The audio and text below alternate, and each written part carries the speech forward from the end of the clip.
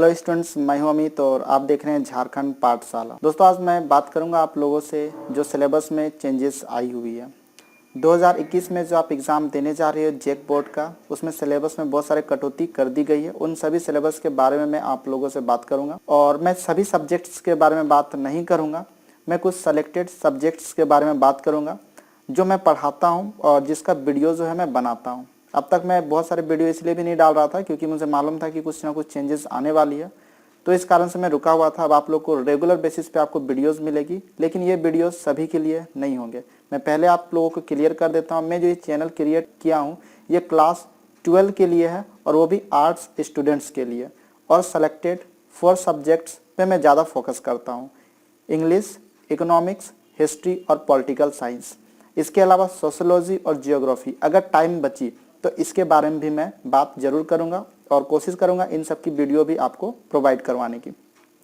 तो फिलहाल अभी मैं जिस सिलेबस के बारे में बात करने जा रहा हूँ सिर्फ इंग्लिश, इकोनॉमिक्स, हिस्ट्री और पॉलिटिकल साइंस के बारे में बात करने जा रहा हूँ। इसमें भी पॉलिटिकल साइंस पे अभी कोई भी अपडेट नहीं आई हुई है, यानी उसमें कोई भी कटौती या चेंजेस नहीं की गई है। फ्यूचर की बात अलग है, अगर फ्यूचर में ऐसा कोई चेंजेस आता है तो मैं आप लोगों को जानकारी दे दूंगा। अदरवाइज अभी जो है आपको पॉलिटिकल साइंस में ये लेकर के चलना है कि उसमें आपको दोनों बुक्स पढ़ने हैं और सभी चैप्टर्स को पढ़ने हैं। बाकी मैं आपको हिस्ट्री, इकोनॉमिक्स और इंग्लिश के बारे में बता देता हूं। तो चलिए इसके लिए मेरे कंप्यूटर स्क्रीन पर चलते हैं। दोस्तों, मैं अपने कंप्यूटर स्क्रीन पर आ गया हूं। मैं फिर से एक बार रिपीट कर देता हूं, मैं सभी सब्जेक्ट के सिलेबस के बारे में बात नहीं करने वाला हूं। मैं सिर्फ क्लास 12 के आर्ट्स के कुछ सेलेक्टेड सब्जेक्ट के बारे में बात कर रहा हूँ: हिस्ट्री, इंग्लिश, इकोनॉमिक्स और पॉलिटिकल साइंस। तो पॉलिटिकल साइंस में फ़िलहाल अभी कोई चेंजेस नहीं है, तो उसे आप भूल जाइए, उसमें आपको सभी पढ़ना पड़ेगा। अब बात करते हैं हिस्ट्री। तो हिस्ट्री में क्या क्या चेंजेस है आप देख लीजिए। हिस्ट्री अगर आप पढ़ते हैं तो इसमें आपको 3 पुस्तक यानी 3 किताबें आपको पढ़नी पड़ेगी, ठीक है। जो पहला किताब है उसमें आपको 4 चैप्टर मिलेंगे, ठीक है। तो उसमें से आपको चैप्टर 3 जो है वो नहीं पढ़नी है।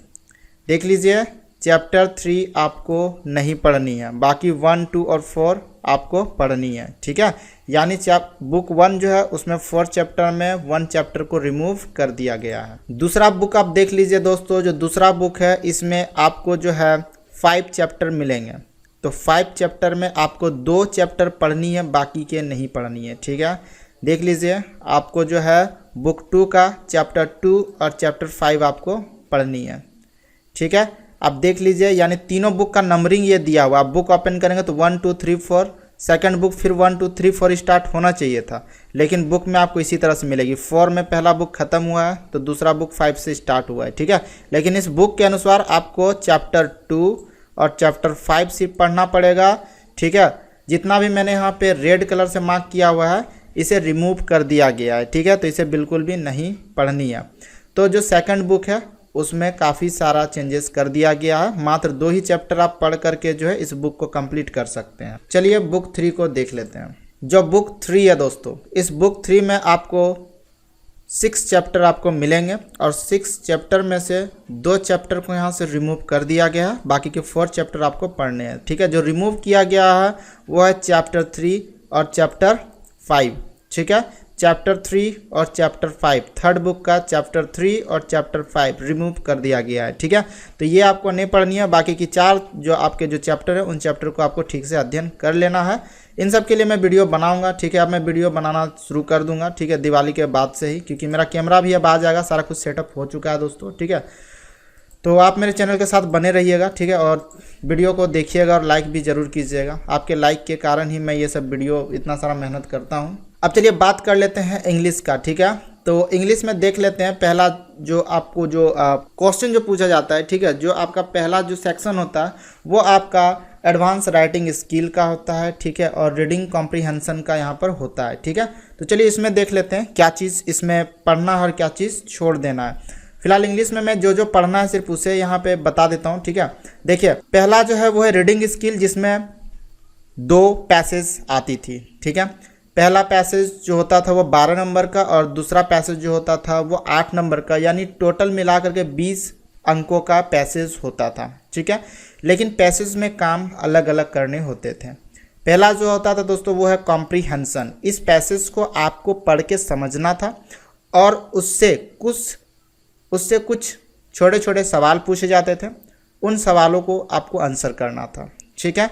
जबकि जो दूसरा पैसेज है उसमें आपको नोट मेकिंग और समरी राइटिंग करना होता था, ठीक है। यानी आपको नोट्स लिखने होते थे और एक समरी आपको लिखना होता था, 2 क्वेश्चन उसमें से होते थे। तो अब आपको जो एक पैसेज है नोट मेकिंग और समरी राइटिंग का, ये आपको नहीं करना है। लेकिन ये कहीं भी मेंशन नहीं है, क्या मार्क्स भी कम हो जाएंगे? 20 नंबर का पैसेज होता था, तो क्या ये अब 12 मार्क्स के ही होंगे?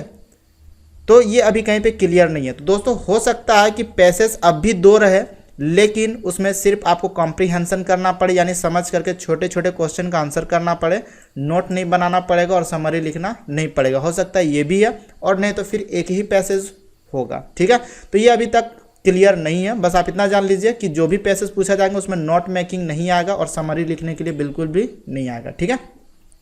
उसके बाद है दोस्तों आपका शॉर्ट कंपोजिशन। शॉर्ट कंपोजिशन में से एक क्वेश्चन होता था 5 मार्क्स का, ठीक है, जिसमें से एक नोटिस होता था, एडवर्टीजमेंट आपको लिखना होता था, पोस्टर, इनविटेशंस, यानी इनमें से कोई एक आपको लिखना होता था, जिसमें से बता दे रहा हूँ नोटिस फिक्स होता था और इन तीनों में से कोई एक मतलब अल्टरनेटिव में होता था, ठीक है। तो आपको अल्टरनेटिव पे बिल्कुल भी ध्यान नहीं देना, इसे हटा दिया गया, रिमूव कर दिया गया। आपको बस एक नोटिस पढ़ करके जाना, यानी नोटिस की तैयारी करके जानी है। एग्जाम में एक नोटिस आएगा, उसे आप लिख दीजिएगा, ठीक है। चलिए नेक्स्ट आता था दोस्तों लेटर लिखने के लिए। तो जो लेटर था इसमें भी बहुत सारे लेटर थे, बिजनेस लेटर थे, ठीक है। इसके अलावा कई सारे मंत्रियों को लेटर लिखना पड़ता था, ठीक है, ऑफिशियल लेटर्स वगैरह, ठीक है, बहुत सारे लेटर्स होते थे। लेकिन आपको अब किसी भी प्रकार के लेटर पढ़ने की आवश्यकता बिल्कुल भी नहीं है। आप बस एडिटर को पढ़ लीजिएगा, एडिटर को कैसे लेटर लिखा जाता है, ठीक है, डिफरेंट टॉपिक्स पे, जैसे कि हो सकता है कि आपके एरिया में सफाई से रिलेटेड कोई परेशानी हो, बिजली की कोई समस्या हो, ठीक है, तो इस तरह का कोई करप्शन का कोई प्रॉब्लम हो, तो इस तरह का लेटर आप एडिटर को कैसे लिखेंगे उसे आप पढ़ लीजिएगा, ठीक है, और एडिटर से रिलेटेड ही आएगा। ऐसे भी एडिटर से ही आता था, बाकी जो लेटर होता था वो आपका ऑप्शनल होता था, ठीक है, एडिटर से फिक्स होता था। वैसे भी अब एडिटर से ही आएगा, बाकी आपको पढ़ने की आवश्यकता नहीं है। हाँ, आपको एक रिपोर्ट पढ़ना पड़ेगा दोस्तों। ये रिपोर्ट जो होगा वो आपका एक्सीडेंटल भी हो सकता है और आपका ओकेजनल भी हो सकता है। तो रिपोर्ट की भी तैयारी आपको कर लेनी है, ठीक है। 10 मार्क्स का लेटर, 10 मार्क्स का रिपोर्ट और 10 मार्क्स का आर्टिकल, ये 3 क्वेश्चन आपके आएंगे दोस्तों। तो ये सब आपको पढ़ करके जानिए, अच्छा से तैयारी करना है, क्योंकि इसमें काफ़ी सारा नंबर होता है, ठीक है, पैसेज को मिला करके, ठीक है, काफ़ी सारा इसमें नंबर होता है। तो आप इसे अगर तैयारी कर लेते हैं और अगर आपको सिर्फ पास होना है तो फिर आपको और कुछ भी पढ़ने की आवश्यकता नहीं है, ठीक है। तो ये तो हो गया दोस्तों आपका एडवांस राइटिंग स्किल का सेक्शन। चलिए अब हम लोग बात करते हैं बुक से, कि बुक से क्या क्या चेंजेस किया गया है, ठीक है। तो दोस्तों आपको 2 बुक पढ़नी है, ठीक है, एक है फ्लामिंगो और दूसरा है विस्टाज। फ्लामिंगो में क्या क्या चेंजेस है देख लीजिए। फ्लामिंगो आपका 2 पार्ट में डिवाइड होगा, एक प्रोज में होगा और एक पोइट्री में, ठीक है। एक कहानी पढ़नी है और दूसरा में आपको कविता पढ़नी है, ठीक है। प्रोज में क्या क्या चेंजेस आप देख लीजिए। 8 प्रोज में यहाँ पे 8 चैप्टर दे दिया है दोस्तों, 8 चैप्टर यहाँ पे दिया हुआ है। तो 8 चैप्टर में 3 चैप्टर यहाँ से रिमूव कर दी गई है। पहला रेड ट्रैप आपको नहीं पढ़ना है, दूसरा पोएट एंड पैनकेक नहीं पढ़ना है, तीसरा इंटरव्यू का जो पार्ट 1 और पार्ट 2 है नहीं पढ़ना है, ठीक है।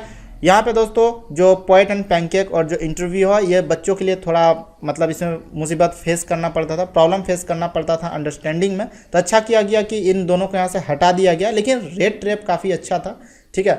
इसके जगह पर जो है डीप वाटर को हटा देता तो और अच्छा होता, लेकिन रेड ट्रैप को रहने देना चाहिए था, ठीक है। तो यहाँ पे आप लोगों ने देख लिया कि जो आपका पहला बुक है फ्लामिंगो, उसमें जो स्टोरी है, स्टोरी में आपको 3 स्टोरी हटा दी गई है, red trap, poet and pancake और इंटरव्यू का दोनों पार्ट 1 पार्ट 2, ठीक है।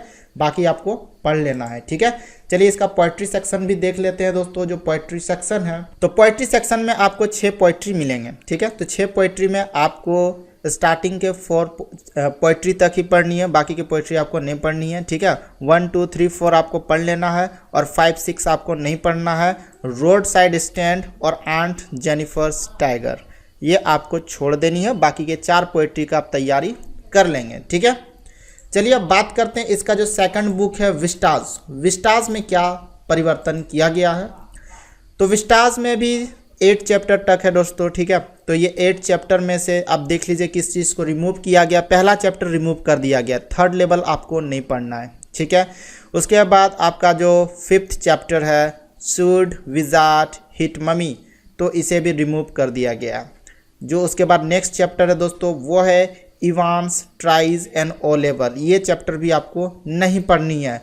8 आपको पढ़नी है दोस्तों, लेकिन 8 में सब नहीं पढ़नी है। अगर आप 8 चैप्टर में जाएंगे विस्टास का, तो उसमें आपको 2 स्टोरी मिलेगा। एक है आपका मेमोरीज ऑफ चाइल्डहुड में, यहाँ पे आपको 2 स्टोरी मिलेगा, the cutting of my hair, और दूसरा स्टोरी है we two are human beings.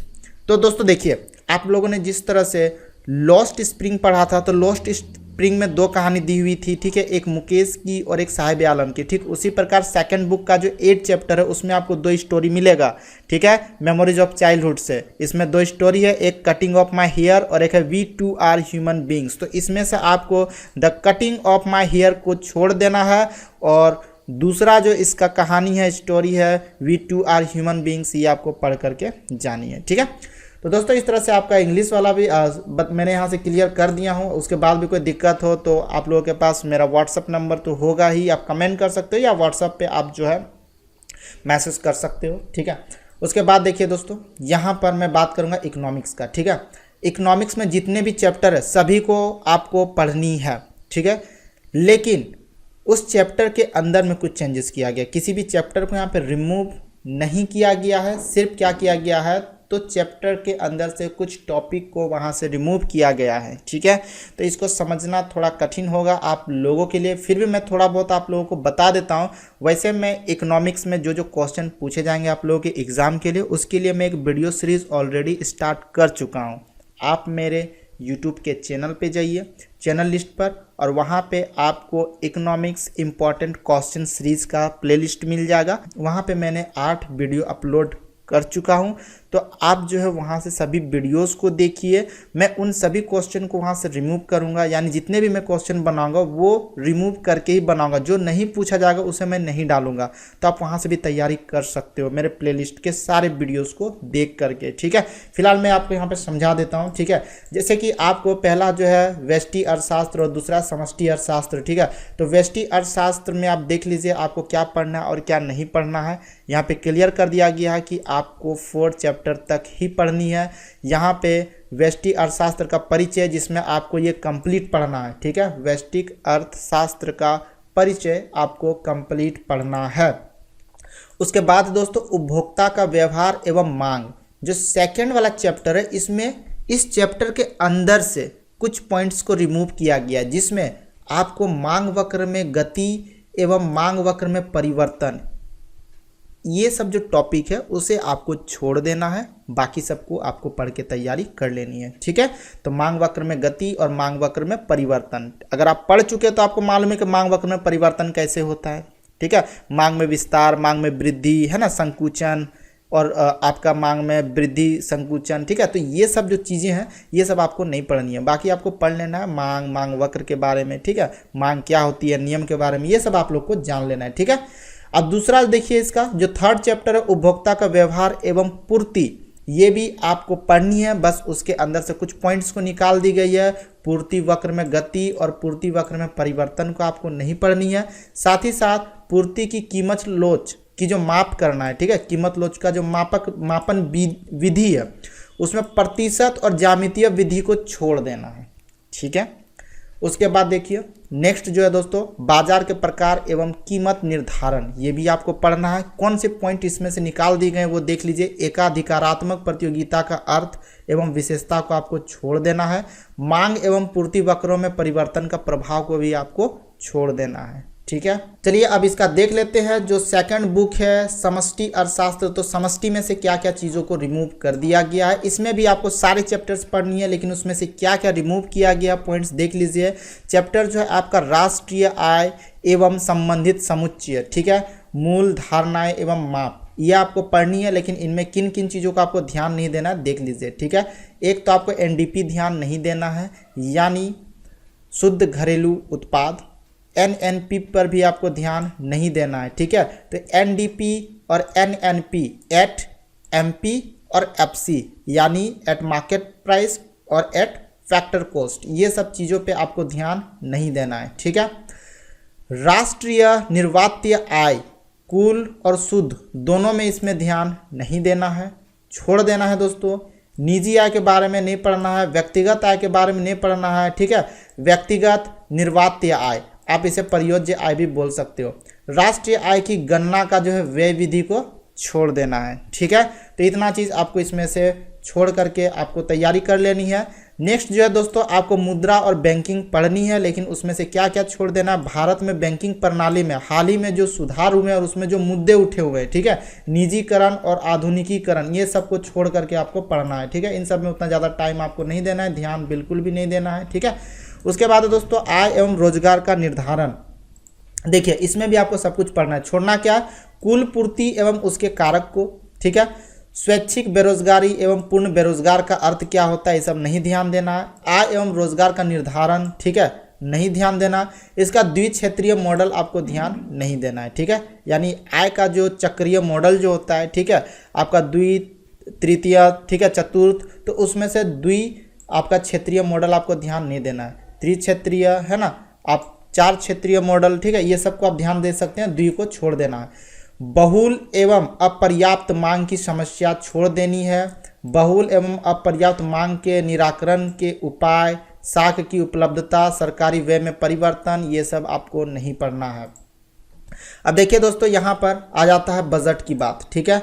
तो बजट आपको पढ़नी है, सरकारी बजट और अर्थव्यवस्था। तो बजट में क्या क्या आपको नहीं ध्यान देना, राजस्व घाटा को नहीं समझना है, नहीं पढ़ना है उस सब चीज़ों के लिए। अगर आपको टाइम मिले तो आप जानकारी के लिए पढ़ सकते हो, बट एग्जाम के लिए इम्पोर्टेंट नहीं है। राजकोषीय घाटा एवं प्राथमिक घाटा, ठीक है, अर्थ एवं निहितार्थ, विभिन्न प्रकार के घाटों की गणना, सरकार की भूमिका को घटाना, ठीक है, अर्थ एवं निहितार्थ, ये सब चीज़ों में आपको ध्यान नहीं देना है। उसके बाद देखिए दोस्तों, नेक्स्ट है आपका भुगतान संतुलन, आपको तो पढ़नी है, लेकिन इसमें किन किन चीज़ों को छोड़ देना है। विदेशी विनिमय दर आपको नहीं पढ़नी है। ठीक है। उसका स्थिर एवं लोचशील, इस सब में ध्यान नहीं देना है। गुण एवं दोष, मांग एवं पूर्ति द्वारा निर्धारण, इस सब में आपको ध्यान नहीं देना है। मुक्त बाजार में विनिमय दर का निर्धारण कैसे होता है, इन सब चीज़ों पे आपको ध्यान नहीं देना है। ठीक है। उम्मीद करता हूं दोस्तों कि आप सिलेबस समझ चुके हैं, और अगर आप इसके वीडियोस चाहते हैं, आप चाहते हैं कि आपकी तैयारी घर बैठे हो जाए, तो मेरे चैनल को आप सब्सक्राइब कीजिए। मैं कोशिश करूँगा आप लोगों को बेहतर वीडियो बना करके देने की, ताकि आप उसे आसानी से समझ सके। दोस्तों, अब तक मैं वीडियो इसीलिए नहीं बना रहा था क्योंकि मैं रुका हुआ था सिलेबस के चेंज होने तक का, तो अब आपको रेगुलर वे में वीडियो मिल जाएगी। ठीक है। तो दोस्तों के साथ भी शेयर कीजिए। फिर मिलेंगे एक नए वीडियो के साथ। धन्यवाद।